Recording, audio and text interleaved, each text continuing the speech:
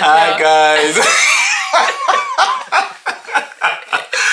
Oh, God. Let's say how you guys doing? You guys well, okay? Fine. You're fine, right? You're also we're fine. Good. We're good. Anyway, so today we just decided to randomly, you know, answer certain questions. So when we're thinking about the content to upload, Mr. Sunka just said that, okay, how about we put questions on papers and then, you know, ask. So we don't know what, you know, we're going to ask each other. So we'll put it on paper. I got mine over here, girl. You don't want to know what I got for you. Really? But you would ask me anyways. Yeah, but you got to wait for it. Okay, well, I'm waiting. Anyway, guys, so, yeah, like we always do, we're doing this, you know, as a check for ourselves, you know, in this marriage, and then hopefully someone out there can also learn a thing or two, and then, you know, make their marriage as exciting as it ought to be. So without wasting my time, ladies first. But I've been talking, I've been doing the talking. I did the intro, so at least you go ahead. All right. Are you ready though? Well, I can never be ready. Ever ready. Alright, so let me just jump right into it. Do you feel like marriage has been sort of like a rescue to you? Rescue? Yeah, like rescue, like, you know, Prince of Charming, da, da, da, da, da, da, here I come, I marry you, let's go to the promised land. But that's you know, like childish play. No, but you see, well, from what I am thinking about rescue, I should definitely be in a situation for you to come and, you know, rescue me. That's what you mean. So but you're not that type of woman that you were like desperately looking for a husband. No. You see, I believe that every stage in life is very necessary. See, every stage in life is necessary. So if you're out there and then you are single, this is a stage that you are in, and you should enjoy the most. That's correct. Because you see, if you don't, you'll be pressurized into, you know, settling for anything. Didn't you feel like you were getting in your 30s and like, oh, you know, pressure being put on you, like you need to get married? No. All right. Not in any way. Not in any way. That's good. Yeah, I was enjoying my singleness. Like I said, it's a stage. I believe that marriage is, you know, a beautiful one, but it's not everybody that is meant, you know, to marry. That's correct. So, you know, if I put my mind to, you know, married, I will miss a stage, an important stage in my life. And, you know, who knows, I probably might not have ended up in this marriage. It could have been, you know, a worse marriage, but, you know, with what I have now, it's just because I took my time to enjoy every stage. Exactly. So if you're out there, you know, you shouldn't be pressurized into feeling that that's you are in a dilemma and that you know, really have to. You need that man to be your.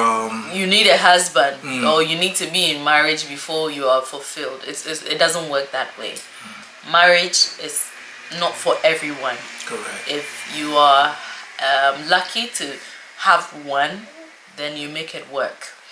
If you're not lucky, just enjoy the stage that you find yourself in, and that's it. Correct. I like this. Well, I like your answer. Okay, that's good. All right, let's go right into your question. I thought you were going to ask all the three. No. You see, I want to make this a play. You know, I want to like enjoy while this is hot. Okay. Well, so I wrote. I hope you're fine. Well, so I said, why do you allow me to exercise the same authority in this marriage as you? Ooh. Now that gives me that. Is that a compliment? Well, it's a question. Oh, okay. I get it. It's like a compliment, you know. Well, you know, like I really want you to flourish. I really want you to do well for yourself. I really want you to, like, you know, elevate. Right. I want you to be out there. I want you to be the best of yourself that you can be. See, that's what marriage is about. You see, I marry you so that I can, you know, take the time to work on you. Right. You have goals before I met you. Yeah. You know, you had goals and you had your dreams.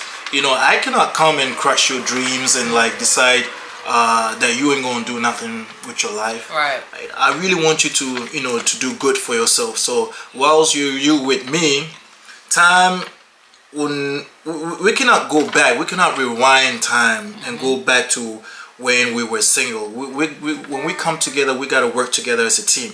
Right. So, you know, I allow you to, you know, be part of the decision making and, you know, to have a say, because this is your life too. Right. Your life matters. And my life matters too. So, you know, we're doing this together. This is like a cooperation. We got to work together. This is a team. Right. We got to, like, you know, we got to do this together. And if you have a say and if I have a say, it allows you to be free. It allows us to be free, you know. Right. It allows us to progress. It doesn't keep us stagnant. It's like always you're the one moving and you're not moving. So I'll feel like, you know, I'm being a little bit selfish. Right. You understand? So I'm not a selfish person. You know, I want everybody to do good. I want everybody to eat. I want everybody to feel free. Right. So that's the main reason why, you know, I let you do what you do, because, and of course, this is a big one. You're not taking advantage of the idea that, okay, yeah, he let me do what I do, so, you know, like, I can fuck around, sorry for my language, and you know, he's still gonna love me. Right. No, it's just because, you know, you honor this decision so much, or you honor the idea so much that, you know, I don't mind, you know, letting you do what you do. Okay, that's interesting. Yeah. And yeah, so that is also to add that if you're a young couple or a woman who has been given, you know, some level of authority in the home, you shouldn't misuse it, because there's a really thin line between, you know, spoiling the chance that, you know, your partner gives you, you know. That's a play. Toast to that. Yeah. So if you're not careful, you just, you know, flip overboard, and by the time you realize the trust that, you know, your partner had and the confidence that they reposed in you to, you know, man certain affairs in the relationship, you know, it's just going to, you know, break off. So you should, you know, make a conscious effort not to overdo certain things that you do, and not take for granted that you've been given the opportunity to also have, you know, a say, if I may put it that way. So yeah, that's about it. Is there a follow-up to that? No. So it's my turn? Yeah, it is. Wow, already? Yeah. What are some of the lonely stages that you have experienced with me in this marriage? Lonely stage? For 4 years. That you felt like, okay, you know, this marriage is not... No, I haven't. I don't think I've ever recorded as a stage of being lonely. You never had that you were like, oh, you know, like, you know, we maybe regret your decision? No. You have to ask your question straight. Do you want to find out if I regret certain decisions, or you want to find out if I've been lonely at any stage? If you haven't been if you have been lonely at any stage in our marriage. No, because you haven't had to, you know, run away or leave me in any situation. Okay. Because for example, if I love French, okay, and this is a French-speaking country as well as a Dutch-speaking country. So if I don't know any of these two languages, and I have to, you know, defend myself, you know, in any of the commune or any place that I find myself, then I'll feel lonely. But you haven't given me that, you know, that chance to feel lonely. Because if I get a letter and I'm supposed to even respond at the early stages, you were there. Because if you were not there, so then I'll feel lonely. The little petty things really do matters. Of course, everything matters. Everything in marriage matters.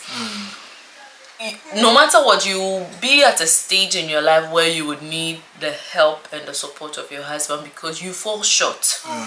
So if I had a language barrier, you came in to compliment.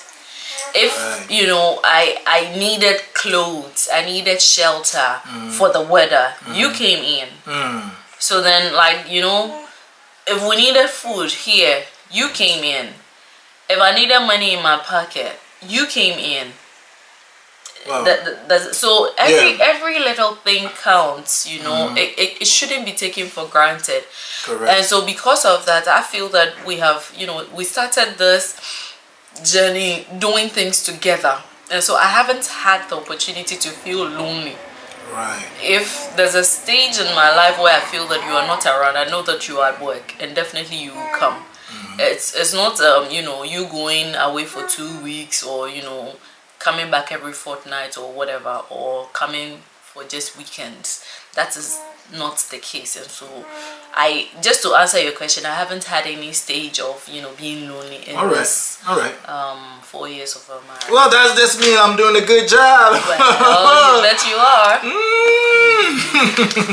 So I'm next. So you're next, yeah. Okay, so I have here, how important is it for you, no, for me, to be in shape and be physically fit? How important is that for you as a man or as my husband? It is very, very important. In fact, it's so important that it is very important. Wow, okay. You know, to enjoy the fruits of your labor, you're working so hard. Right.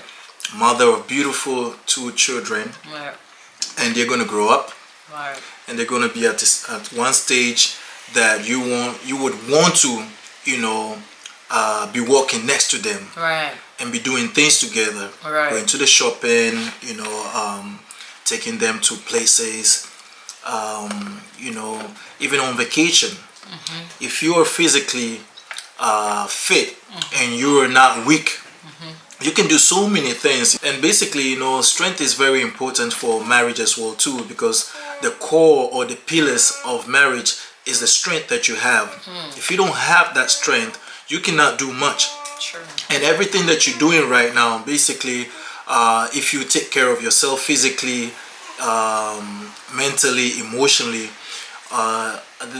at your older stage or older age, you're going to enjoy the fruits of your labor. You're just gonna, like, you know, have more fun, see everything that you've built, and then you're gonna, like, appreciate it. Alright, so that's just what I have to say. You know, take good care of yourself, mentally, physically, emotionally, and then you will actually live to enjoy all that you have worked for. Right. Well, so just to also add to it, as women, I think this is very, very important for us, because the moment you lose yourself, that's the language. If you lose yourself and not work out and, you know, not keep in shape, your man is going to look outside regardless, you know. Really? But that's true. See, you want to play the devil's advocate to see your life. You see, you see, maybe it hasn't happened to you, but you see, it's a fact out there that a man, especially a man, sees you, you were in a physique that he loved, and then over time you lose it. Whether he's asked you or whether he's provided for you to, you know, be going for training and all that, the moment you stop that, he's going to look outside. Before he looks outside, if you get, you know, a very good man, you know, he would be telling you about it. He will be drawing your attention to the fact that, hey, recently your belly is protruding, recently your arm is, you know, becoming big. You know, they will give you those cues, but it's up to us for us to take it in good faith and work upon it. But if you just say, oh, I want to finish with all my kids before I start training, you will feel lazy, honestly. So at least at every stage, you just want to, you know, do the bits that you can. Every now and then, you know, you're just putting in some exercises and all that. But you see, it's easy for me to even say, sometimes I fall a victim. I remember when I got my pair of shoes, my new set of shoes, and then I said I was going to... You said you were going to run. And what happened? And I got pregnant. Oh yeah, all right. Yeah. So, but of course, that's just an excuse, though. But you know, as you are advancing, the workload becomes too much. But you should still be able to fit it in your itinerary, because if you're able to fit eating into your itinerary, then you should be able to fit exercise in your itinerary. I think this should be the caption. Anyway, so yeah, I think yeah, we've exhausted that. No, I still got one question for you. One more. Yep. So, what are some of the horrible mistakes that you've done in this marriage? Horrible mistakes? Yeah, that you said, God, you know, like I've really messed up. Horrible. Okay. And what are you doing to better, you know, Well, it has got to do with finances. All right. Yeah. So. Ooh! Yeah. Yeah. You want to go there? I should go there. All right. All right. All right. We're keeping it natural. We're keeping it spontaneous. We're keeping, like I said, I didn't know the questions that you were going to ask. So true. If I pretend, you know, yeah. So. The biggest mistake that I did was to lose 5,000 euros. Ooh! And God. Yes, it's that's a huge amount. Yes, I mean for a we haven't been married for 10 years. We've been married for less than 10 years, and the respect that my husband gave me and the trust that he reposed in me for me to handle some aspect of our finances, I felt that I put his hand down, literally. In a Kano we say something in form. You get it, like I didn't do well. I didn't manage that well, and maybe would also blame it on greed, but it's still I who was greedy, because I saw this opportunity, an investment opportunity online, and I didn't know it was a scam. And yeah, because he trusted me, he thought that I had done all the due diligence. And so when I was just telling him, oh, let's send it, he just trusted my words, and then he also sent it. And at the end of the day, we got duped for 5,000 euros, and wow. that is my most regretted decision ever, because it made me look like, but your husband trusts you so much, so and it comes again to us as women, that, like I said earlier, whatever confidence that your husband or your partner reposes in you, you shouldn't overuse it or throw it in their face. I regretted it, because even it got to the time that we had to take our vacation, and this money we could have done a lot of things. Would have, those three things were just running through my mind. Oh, I could have done this. I would have done this. I should have done this. And it wasn't pleasant at all. It affected us so much. At a point, my husband was just thinking of going to take on another job just to get us out of the situation that we had put ourselves. We had to put a pending big project on hold just because of losing that. But hey, the reason why we can even talk about it now is that we're also thinking that if it had gone well, and then we had it was a good investment, we're actually going to make a lot of money, about 4 times or 5 times the amounts that we have put in. So that is the one thing that I really regret. Well, the intentions were good, so like of course that's why you were able to forgive, I guess. Yeah, of course. I mean, like you gotta have to be honest with yourself, and be like, okay, what were the intentions behind what the decision that she took. So those intentions were good. It was just to put our family in a better situation, and it didn't went as we planned, so we end up losing it. But I mean, life goes on, you understand. But it's not easy. It's not very easy, because it's a very difficult. This is one thing that can break an early marriage. Yeah, it's the financial situation that can really break this, because But yeah, I just should say that we are proud of ourselves, and of course. And I want to use this opportunity to also thank you welcome. very much for your patience. Thank you very much for your patience, and you know, all that. I know it's tough, and I remember when we even after we came from our vacation, you know, it was and yes, talking about vacation, I think I still have another regret. You know, the tantrums that were thrown when we were on vacation, you know, it was really terrible. It was, I think it was our second fight, you know.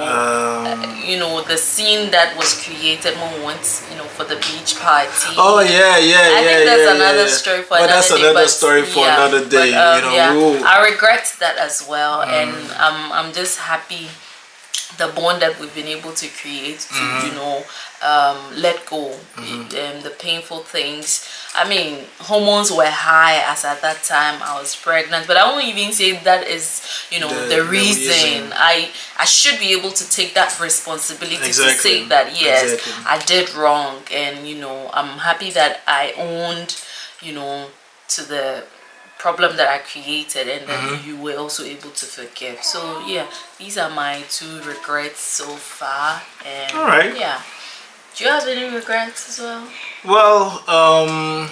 Well, I think we will keep that for another video. You know, those regrets are like, you know, vice versa. You know, you do things to me that I feel like, well, you know, like I regret maybe I shouldn't have given you the upper hand. I shouldn't have, you know, go as far as like, you know, like. So you see, this one even leads to my first question of, you know, the authority that you've given me. Exactly. I think it plays like this. I give you something, or I give you the trust, and then you work upon it. If you do well, I give you more.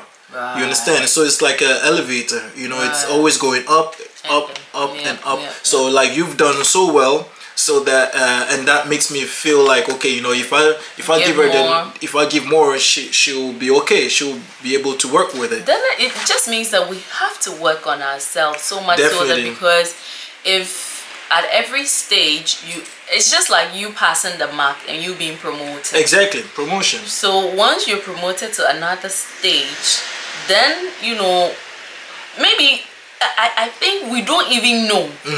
I for one, I possibly am just thinking that I don't know that I have really qualified to be there, and so I don't work twice as much as how I worked before I got that promotion. So I think I need to, you know, pick something from that. That any time that you give me, you know, an authority to, you know, play or to bring on board a crucial decision, you know, we have to make a crucial decision, and I have to bring up my ideas, then it means that I should, you know, work twice as much before you know, that. I guess this is exactly what I'm saying. So I think it's the onus lies on me. The work is tough, but we shall overcome. Right. Good. So I mean, the last one for today. Okay. So I said, how do you feel when you expect me to communicate something that bothers me to you and have a conversation about it and I don't? How do you feel? That you have something in mind. I have something in mind that you wish I communicate, and I don't. I think it just leaves us stagnant. It doesn't let us grow. Right. It just let us, you know, it doesn't give the freedom, or it doesn't bring that peace that this family should have. It's very crucial that, you know, you speak your emotions at any time. It actually helps us to, you know, to move on quickly, and you know, get things done. If you're not saying what you have on your mind, it's like, okay, you know, we are postponing our happiness. It's like, now I'm not going to be happy because my wife is not happy. How am I supposed to put my happiness on hold, knowing that, you know, I could be happy right now? So, you know, your happiness and my happiness are now being jeopardized, you know, sort of speak, because you don't want to, you know, communicate free. So it puts us in bondage, and it doesn't really have a good feel you know, we lose the strength even that we have sort of to take care of the children, because it's like, okay, you know, she doesn't want to communicate, so she doesn't really have that strength that, you know, it takes for her to give the children attention and to give me attention as well too. So I mean, it's really horrible. You know, this thing is like, we need to talk about it, because I know in some homes, you know, if the lady gives a cold or a silent treat, then it can be as long as she wants. Does it make sense? And it breaks a lot of marriages. It breaks the communication, because the moment she is, you know, in her mood not to talk about things, it can go as long as she's okay before. But you see, I'm asking myself this question. You are okay being silent, and your partner is, you know, you have actually made him grow to like it. Now when you come around, do you expect him to also come around? Does it make come sense? around like how? Like now that you are out of your mood, and you are okay, and you want to start a conversation, you want him to also come around to start that conversation. So you see how it goes. It becomes very difficult. So it's a good thing for us to touch on, and, you know, to make a conscious effort. You know, women, we're dealing with so many hormones, so many thoughts and all that. So once in a while things, you know, get triggered. But you see, it is imperative that, you know, you try as much as possible to communicate. I remember early when I was having those, you know, stages, you just say, communicate. I want you to communicate. And sometimes it would even be so annoying that, you know, I want you to communicate. I'm like, you know, it's too easy for you to say I should communicate, you know. But with time, you see, if you have the support system that is, you know, it's just like vent, whatever is on you, vent. Let us know what is on your mind. And the moment you vent, it's just like, you know, you throwing out the weight out there, you become lighter. Exactly. At least, like, you know, just as they say that a problem shared is a problem half solved. So once you share that thought of, you know, that uncomfortableness, that weight has been lifted up a little bit. And if you get a partner who is able to help you out of it, then it even goes earlier. But if you just decide to keep it to yourself, and then he also, you know, he's like, okay, just do whatever you want to do. If you are quiet, just do whatever you want to do. He'll be doing his own food, he'll be doing his own cleaning, or, you know, it can go far. Yeah, and sometimes a couple can be at home and for a month they haven't spoken. I'm like, how are they doing that? That's, you know, that's not, you know, an interesting thing at all. So yeah, you guys want to look out for that. So yeah, this is where we're going to end. This is what we're going to end for today. And we hope to catch you in another beautiful and interesting session as this one. And as usual, if you want us to touch on anything, any topic, you know, that, you know, bothers you, or, you know, just for shaggy reasons you want us to talk about it, just share it in the comment section or in the email that has been, you know, put out there, and let's do the talking and have a great conversation. Right, so until we see you in our next one, peace.